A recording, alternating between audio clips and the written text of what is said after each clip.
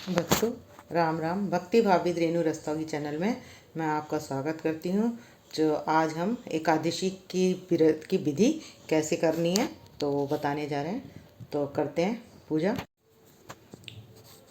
तो 14 मार्च की क्या है, शुक्ल पक्ष की एकादशी है।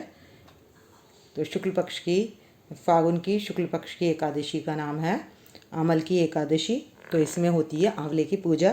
तो यदि आपके पास आंवले का पेड़ नहीं हो तो डंडी भी हो आंवले की, तो तुलसा जी के गमले में इस तरीके से, बिना पत्ते की भी हो तब भी आप ये डंडी लगा सकते हैं।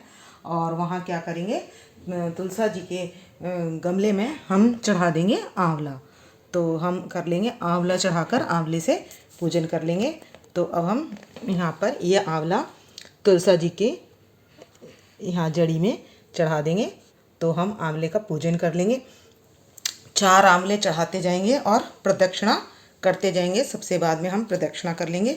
तो अब सबसे पहले हमने करना क्या है कि कलश की स्थापना करनी है। मैंने इसमें हर बार जैसे करती हूँ ऐसे ही इस बार भी कर लिया है।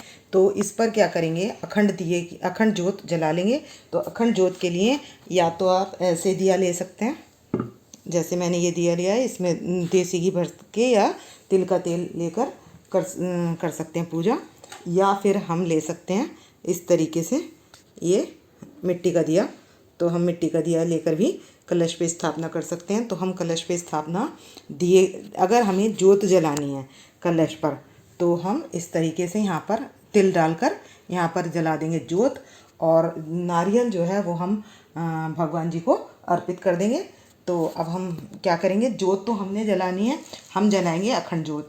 क्योंकि अग्नि से भगवान का नाम जल्दी मंत्र की सिद्धि होती है। तो इसलिए अग्नि के साथ ओम नमो भगवते वासुदेव, हम जिस जगह भी इसका पूजन करेंगे, जहाँ भी हम एकादशी का पूजन करेंगे, वहाँ हम कलश पर जला देंगे दीप और लड्डू को अपने नारायण भगवान जी को कर देंगे गोला अर्पण। तो ये हो जाएगी हमारे कलश पूजन की बात। तो अब हम यहाँ पर तिल डालकर दिया जला देंगे। तो अब हम सबसे पहले क्या करेंगे, गणेश जी की स्थापना करेंगे। तो अब हम यहाँ पर गणेश जी को विराजमान कर देंगे। अब विराजमान करने के बाद लगा देंगे हम जल से छींटा। तो ये कुशा का मैंने जल ले लिया है। तो कुशा वाले जल से मैं लगा दूंगी छींटा। सब पर शुद्धिकरण कर देंगे। तो हमने कर दिया शुद्धिकरण, सब पर हमने जल छिड़क दिया है। अब जल छिड़क कर हमने कर लिया शुद्धिकरण। अब करेंगे अब हम बनाएंगे वस्त्र। तो हम पहनाएंगे, सबसे पहले गणेश जी को वस्त्र पहनाएंगे। तो अब मैं पहना दूंगी गणेश जी को वस्त्र। तो अब हम पहना रहे हैं गणेश जी को। सबसे पहले वस्त्र पहनाने में हम पहनाएंगे सफ़ेद जनेऊ। तो यहाँ हमने ले लिया सफ़ेद जनेऊ। तो हम गणेश जी को सफ़ेद जनेऊ धारण करा देंगे। उसके बाद हम वस्त्र रूपी कलावा अर्पण कर देंगे और दुर्वा अर्पण कर देंगे। और इसके बाद हम लक्ष्मी नारायण भगवान जी को, नारायण जी को हम क्या करेंगे, पीला जनेऊ, ये पीला जनेऊ हम उनको धारण करा देंगे। तो इस तरीके से हम ये पीला जनेऊ लक्ष्मी नारायण भगवान जी को अर्पण कर देंगे। ये हमने लक्ष्मी नारायण भगवान जी को अर्पण कर दिया जनेऊ। तो अब इसके बाद हम सबको वस्त्र पहना देंगे। तो अब हम सबसे पहले अपनी राधा रानी को वस्त्र पहनाएंगे और हमने पहना दिया राधा रानी को वस्त्र अर्पण कर देंगे। और कर देंगे लड्डू गोपाल जी को वस्त्र अर्पण कर देंगे। ये हम लड्डू गोपाल जी को वस्त्र अर्पण कर देंगे। यहाँ गाय माता को हमने वस्त्र तो पहना ही रखे, लेकिन फिर भी हम वस्त्र अर्पण कर देंगे। और तुलसी माता को हम वस्त्र अर्पण कर देंगे। और हमने छोटे लड्डू गोपाल जी को वस्त्र अर्पण कर देंगे। इस तरीके से हम कर देंगे सबको वस्त्र अर्पण। और इधर करेंगे हम लक्ष्मी जी को वस्त्र अर्पण कर देंगे। तो इस तरीके से हमने कर दिया वस्त्र अर्पण। तो अब करेंगे हम पूजा। तो अब सबसे पहले हमने क्या कहलाती है, ये रंग खेलनी एकादशी भी कहलाती है। तो अब हम सबसे पहले तिलक लगाएंगे। तो अब हम लगा देंगे तिलक। तो आज चावल का नहीं लगाएंगे, क्योंकि एकादशी की पूजा में चावल यूज़ नहीं करते, तो हम करेंगे तिल का प्रयोग। तो हम पहले गणेश जी के लगा देंगे तिलक, लड्डू गोपाल जी के लगा देंगे तिलक, अपनी राधा रानी के लगा देंगे तिलक, और लड्डू गोपाल जी के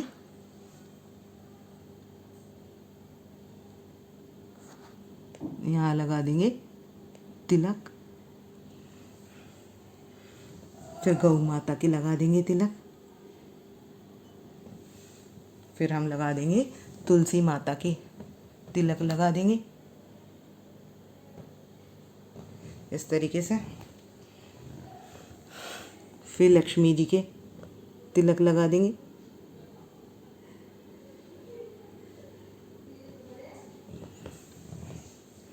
फिर हम लगा देंगे लक्ष्मी नारायण भगवान जी के तिलक। तो अब हमने सबके लगा दिया तिलक। अब हम लगाएंगे तिल, सबको तिल अर्पण कर देंगे। और अब इसके बाद हम करेंगे फल अर्पण। तो अब हमें क्या करना है, हमें करना है तिल। तो हम लेंगे ये एक कटोरी में हम ले लेंगे तिल। तो ये हम यहाँ पर पूजा में तिल रख लेंगे। तो और ये ले लिए हमने मखाने की खीर, केसर वाली। तो ये हमने खीर ले ली है। यहाँ लगा देंगे हम ड्राई फ्रूट का भोग, इधर हम लगा देंगे। ये पंचमेवा ले लिए, और हमने ले लिया है यहाँ पर गुड़। ये 5 तरीके की हम ये चीज़ें ले ली हैं। और अब हम लगा देंगे, अब हम कर देंगे फल अर्पण। तो ये हमने गुड़ ले लिए, और हम सभी को अर्पण करेंगे फल। तो अब करते हैं फल अर्पण।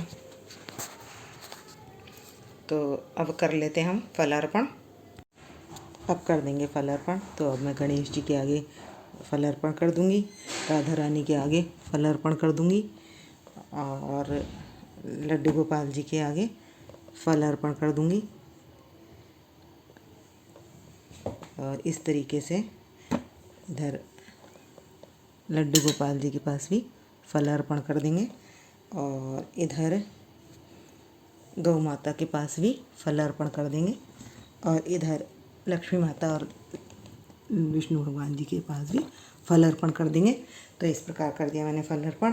अब मैं फूल अर्पण कर दूंगी।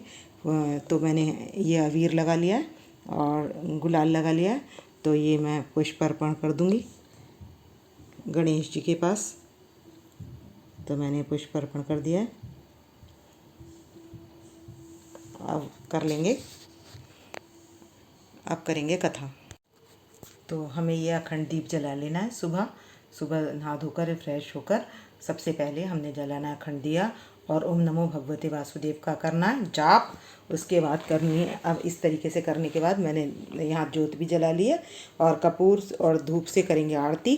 तो वो बात करेंगे हम बाद में। तो पहले अब करते हैं हम कथा। तो क्या है, आम्ल की एकादशी है। तो वशिष्ठ जी से कहते हैं, मानधाता ऋषि राजा मानधाता वशिष्ठ जी से कहते हैं कि आप मेरा कल्याण हो सके ऐसा कोई उपाय बतलाइए। तो वो मानधाता को वशिष्ठ जी बताते हैं कि फागुन मास की शुक्ल पक्ष की एकादशी से समस्त पाप नाश हो जाते हैं, और इसमें आंवले के गुणों की अतिरिक्त किसी भी चीज़ की महत्ता नहीं है, और ये इसकी उत्पत्ति विष्णु जी के मुख से हुई है। अब मैं तुमसे एक कथा कहता हूँ, सुनो। फागुन मास की शुक्ल पक्ष की एकादशी उस के दिन राजा ने और वृद्ध बालकों ने सबने एकादशी का बड़े हर्ष के साथ व्रत किया, और राजा ने मंदिर में कुंभ स्थापित कर धूप दीप नैवेद्य 5 रत्नों से पूजन किया। ब्रह्मा जी द्वारा उत्पन्न हुए सबों पापों को नाश करने वाली एकादशी को नमस्कार है, मैं उसको अर्घ्य देता हूँ, तो वो स्वीकार करें। और रामचंद्र जी के द्वारा सम्मानित है। तो ये एकादशी मेरे सब पापों को दूर करे। और देवालय में सबने रात्रि जागरण किया। उस समय एक बहेलिया वहाँ आया। वो महापापी और दुराचारी था। कुटुंब का पालन करने के लिए हिंसा करने लगा। भूख प्यास से व्याकुल होकर भोजन पाने की इच्छा से मंदिर के कोने में बैठ गया। वहाँ विष्णु भगवान जी की कथा और एकादशी का महात्म सुनने लगा। तो उस महात्म सुनने लगा और उसने बहेलिया अपने घर चला गया और वहाँ जाकर भोजन किया। कुछ समय बीतने के पश्चात बहेलिये की मृत्यु हो गई। तो बहेलिये की मृत्यु हो गई। तो आम्ल की एकादशी और रात्रि जागरण के प्रभाव से वो बहेलिया अगले जन्म में विदुरथ के यहाँ जन्म लिया। तो उसका नाम बासुरथ रखा गया। बड़ा होने पर वह चतुरंगिणी सेना लेकर धन धान्य से युक्त होकर 10,000 ग्रामों का पालन करने लगा। तो उसका तेज सूर्य के समान, क्रांति में चंद्रमा के समान, वीरता में विष्णु के समान और क्षमा में पृथ्वी के समान था। धार्मिक सत्यवादी था, विष्णु भगवान का भक्त था। दान देना उसका नित्य का कर्म था। वह देव योग से वन में रास्ता भूल गया और दिशा का ज्ञान न होने के कारण वो एक वृक्ष के नीचे बैठ गया। पहाड़ी पर डाकू आए और अकेला देखकर मारो मारो का उच्चारण करने लगे और बसुरत की ओर दौड़े। डाकू कहने लगे, दुष्ट राजा ने हमारे माता पिता पौत्र संबंधियों को मारा है। इसे देश से निकालकर इसके अपमान का बदला लेंगे। तब क्या डाकू राजा को मारने लगे। तब राजा पर अस्त्र शस्त्र का प्रहार किया। तब उसके शरीर पर कोई भी आघात नहीं हुआ। राजा पूर्ण के समान प्रतीत होने लगा। कुछ देर के बाद विधाता की ऐसी करनी हुई कि जो शस्त्र डाकू चला रहे थे वही शस्त्र उनके ऊपर पड़ने लगे। और वहीं उसी समय राजा के शरीर से एक दिव्य देवी प्रकट हुई। वह अत्यंत सुंदर थी, वस्त्रों आभूषणों से अलंकृत थी। तो आंखें लाल करके अग्नि के समान निकल रही थी। उस समय ऐसा प्रतीत हो रहा था कि मानो कोई देवी डाकुओं को गलोच रही हो। राजा की निद्रा टूटी तो डाकुओं को मरा पाया। उसने सोचा, इनको किसने मारा है और मेरा कौन हितैषी है।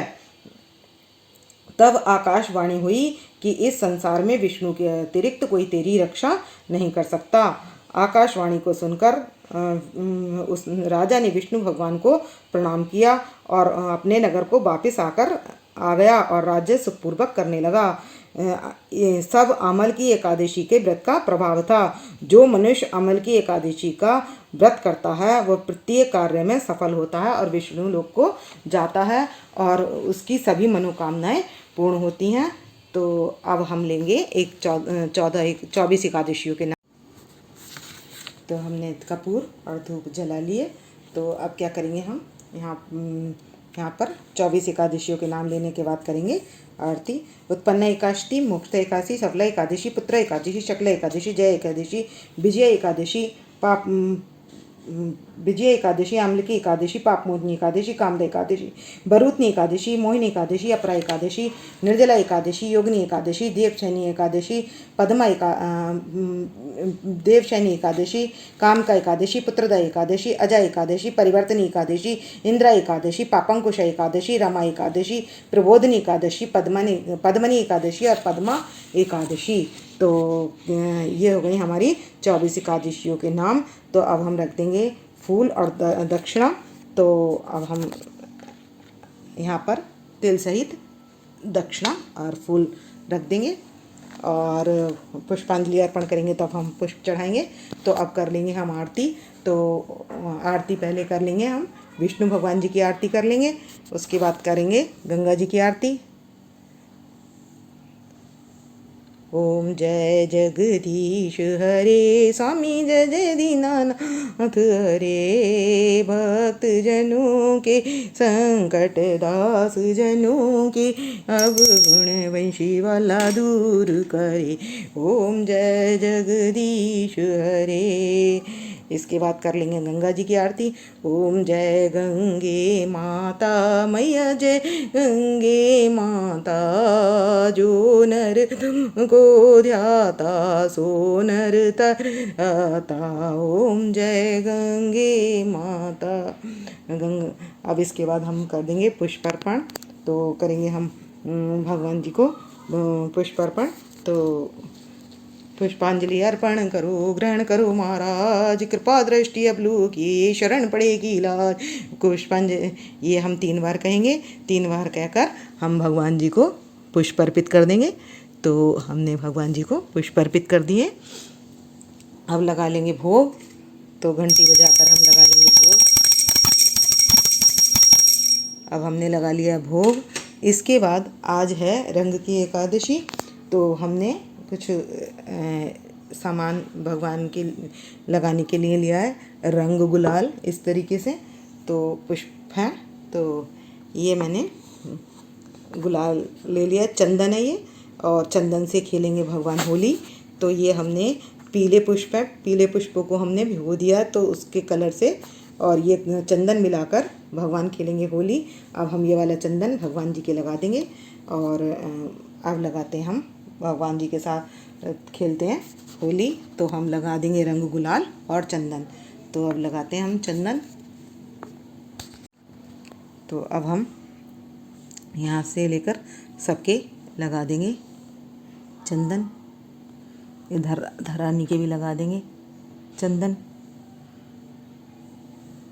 लड्डू गोपाल जी के भी लगा देंगे, लड्डू गोपाल जी के भी लगा देंगे वो माता के, और लक्ष्मी माता के और लक्ष्मी नारायण जी के भी लगा देंगे चंदन।